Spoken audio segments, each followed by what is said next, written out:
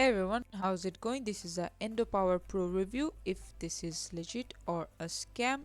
So first of all, this is claiming itself to be a strong supplement that can boost your performance, energy, testosterone, and all these things. So basically it's a powder and they say that it has epimedium extract and then saw palmetto, wild yam root, all these things. So though these ingredients do sound good, there isn't much clinical proof about it, and then you won't find it on Amazon or any other major shopping site. Like, if they wanted to sell more, why wouldn't they, market it or advertise it like that?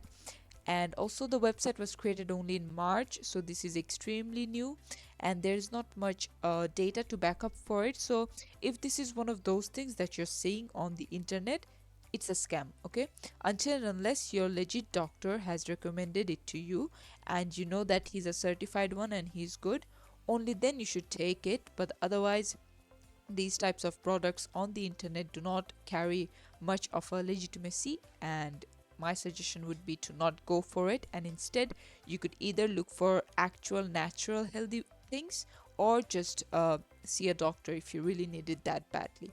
Thanks for watching. Please leave a like and subscribe for more tutorials like this, and I'll see you guys in the next one.